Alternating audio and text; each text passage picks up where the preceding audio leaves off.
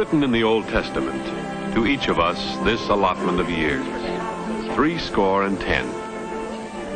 And in these years, there is the time of man, a time to fulfill his destiny, to work together with his fellow man in the wonderfully complex pattern of everyday life.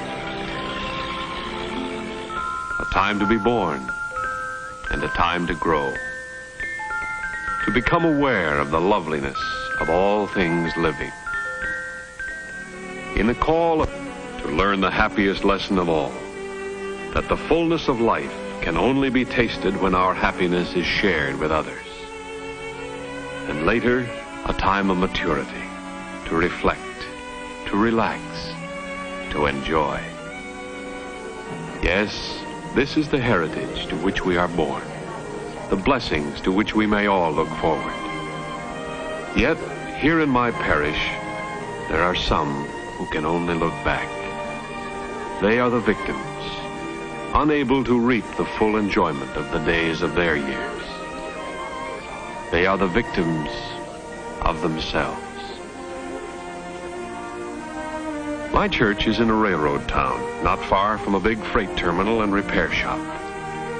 In my congregation are railroad people in every capacity, and not one who isn't safety conscious. Accident haters, all of us, hating the waste, the pain, the needlessness. Yet, try as we may, do what we will, there comes a time.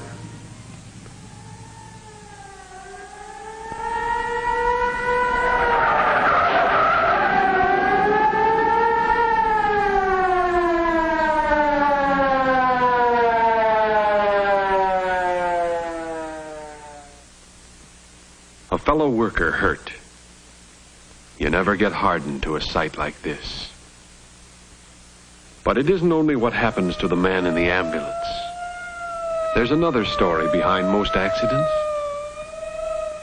The story of what happens to the others. You might say I've got sort of an inside track when it comes to knowing the inside story behind an accident. And it strikes me that the ones who are hurt most by the carelessness that causes accidents are the ones who weren't even there.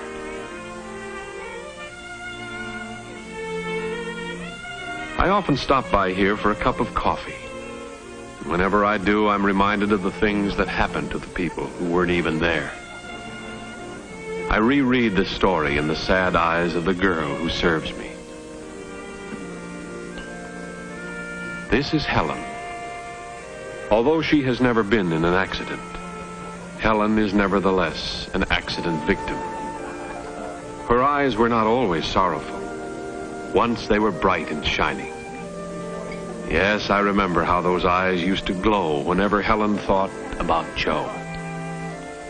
Joe Tendler was his name. In those days, Joe was about as average a young fellow as you'd be likely to meet. Young, nice-looking, easygoing, good company. He hadn't a complaint in the world. Well, maybe one complaint. He was getting a little tired of being a bachelor, eating on the run, cleaning up your own place if you got around to it. But all that was due for a change pretty soon. Yes, Joe was a pretty lucky guy.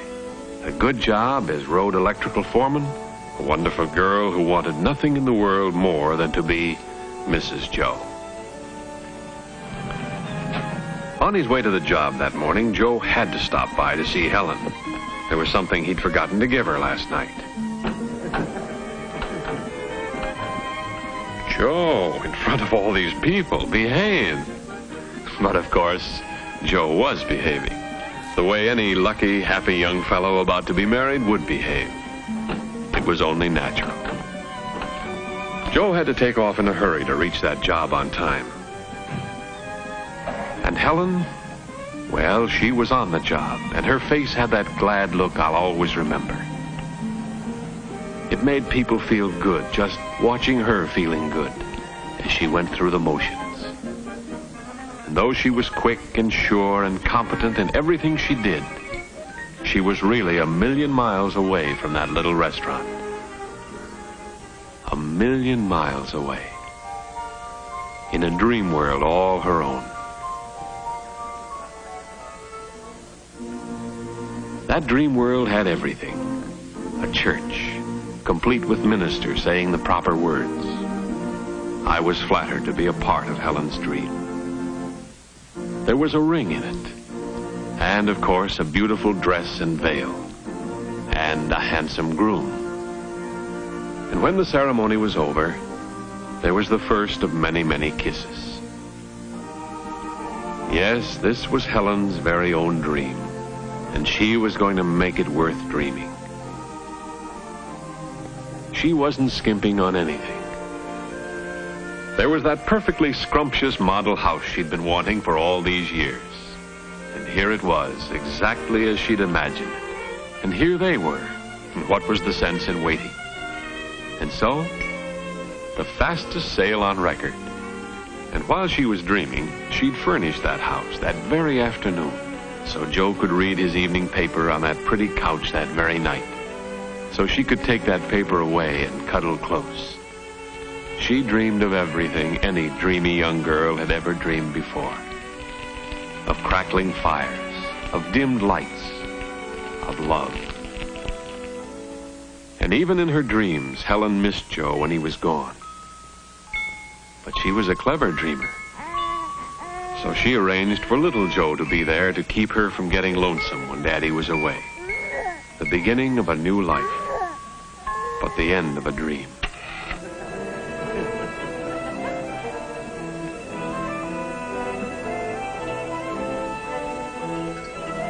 But on the job late in the afternoon of that day, the real-life Joe was in a real live hurry. He hadn't seen his Helen since early that morning. Come on, you guys. Get a move on. Let's get out of here. To the impatient Joe, the men seemed almost purposely stalling as they stowed their gear. And now the wheels of fate were set in motion. Call them the wheels of fate or the wheels of chance. But consider the man at the wheel was in the driver's seat. It was Joe who was calling the turn of the wheels. You went through a stop sign. Better take it easy, Joe.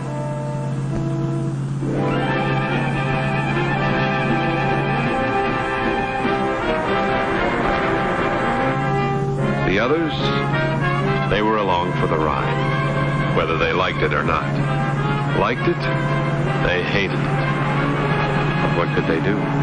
They were trapped. Yes, Joe had a date, and he just couldn't get there fast enough.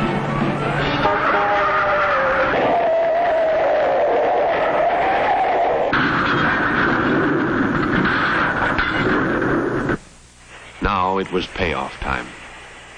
1, still able to move. 2, still able to move. They had escaped the trap. Their 70 were still before them. But the trap had sprung on Joe. Yes, now it was payoff time. Easy-going Joe Tendler. After a year in that neck brace, Joe wasn't quite such good company as he used to be. But the word said, for better or for worse, in sickness or in health. Sure, Joe tried to call it off. But a girl like Helen doesn't run out. There was quite a difference between Helen's dream and the reality. There'd be quite a difference between living with the dream Joe and the real one.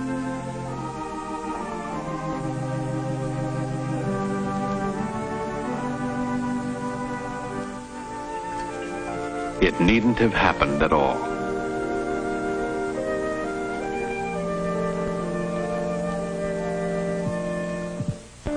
There are many days in the years left for Joe. For George Price, there are fewer. And the days George does have left are embittered days, flavorless, futile. To George, the sound of that approaching car, as it nears the house across the street, prods back into his memory, a scene he has fought to erase, a scene he cannot forget. This is Lenny Bellows, the boy across the street, the boy who once was like a son to George. just across the street, where every day George can't possibly help seeing him. And every day, George remembers. George remembers how it was in the happy days with the Price and Bellows families. Fred Bellows, Lenny's father, and George, good neighbors, good friends. They'd spend hours figuring the fun they'd have on their retirement pay, the trips they'd take together, the wonderful places they'd see. It would be soon now. Their wives had waited patiently through all the long years of railroad service. Lenny would go to college. It was all planned. There wasn't a cloud in the bright blue sky of their future. 42 years of good, honest work. George was proud of those years, proud of the strength and stamina that had kept him going. But today, somehow, he didn't feel so good. And when it was time to go back to work, George wondered whether he was going to be able to make it. Funny, these last few weeks he hadn't been quite up to snuff. Nobody noticed. He hadn't mentioned it. Probably just indigestion. He'd be all right. If he could only hold out until retirement time. But now he had a job to do, and nobody was going to say George Price gave up on the job. And so, as Fred Bellows climbed up to go back to his job, George went back to his. A small voice whispered, "Report sick. Get a relief man. Don't be a fool, George." But George had a job to do, and he was going to stick to it. So there was George. And Fred. And Bill said, "Come on, easy."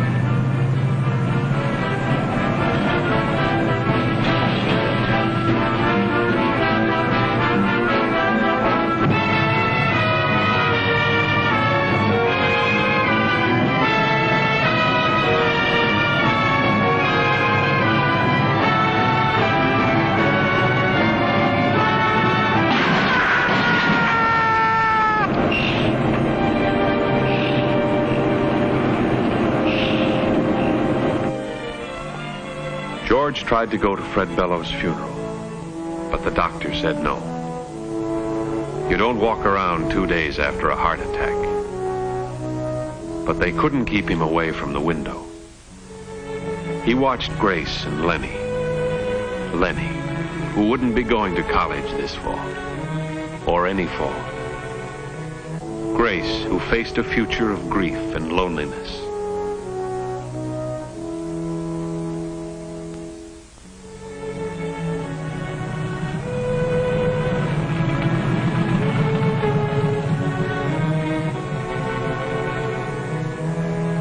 That was over 3 years ago. George still can't get around very well. Lenny Bellows still lives across the street. And though he has long since forgiven George, yet his simplest actions have become, to George, signs of rejection and hatred. And there George Price is doomed to stay, across a little street 1,000 miles wide. As I said before, most of my congregation are railroad people. I know the road does everything in its power to prevent accidents, to see that equipment and working procedures in the shops are as safe as it's possible to make them. There's to keep the men aware of the life and death importance of observing safety rules.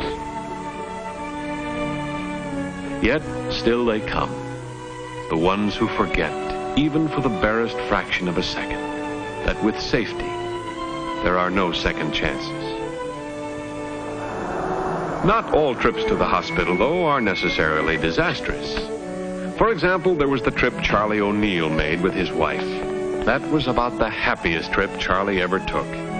He and Sue had been looking forward to it for years, waiting, hoping. Finally, it happened. There'd be a new little O'Neill along any minute now.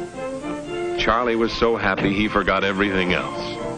Well, almost everything. He didn't quite believe them a little later when they told him it might take a while, and he might as well go back to work. They'd call him. On the way to the shop, he remembered something. It was just about the last thing he did remember that day. Cigars. They weren't going to catch Charlie off base when the big news came. He hoped it wouldn't be too long before he could break them out. There was a phone call coming, he told the foreman. A big one. Please get it to him fast when it came. Charlie did remember one more thing that day. To take proper care getting Bill's attention. Gentle pressure on the shoulder so as not to startle him. That hissing open flame is deadlier than any snake. Charlie knew it. Every man who works a torch knows it. When you come near them, you come up smooth. You don't make any sudden motion.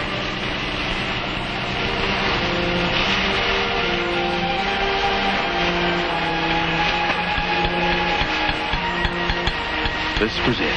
Phone call for Charlie.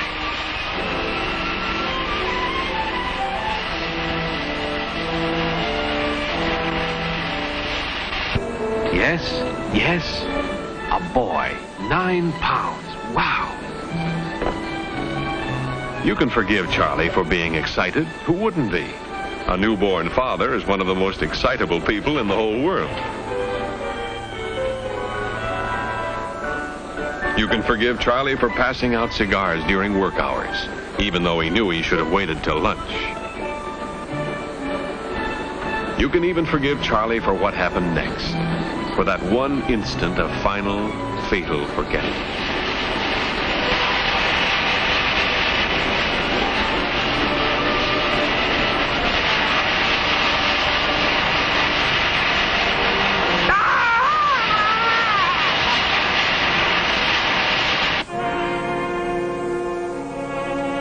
Yes, you can forgive Charlie for everything. And you can understand how it happened. But one thing you cannot do. You cannot change it. It is done.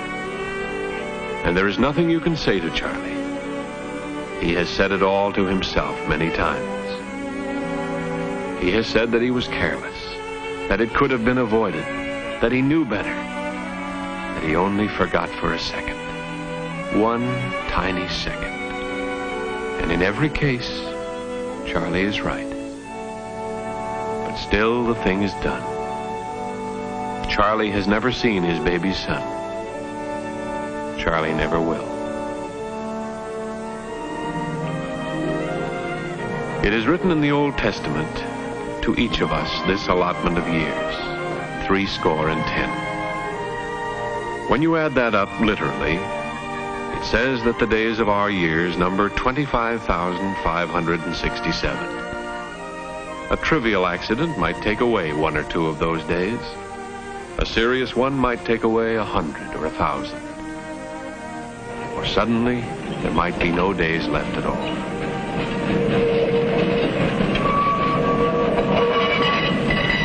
The Lord has allotted them.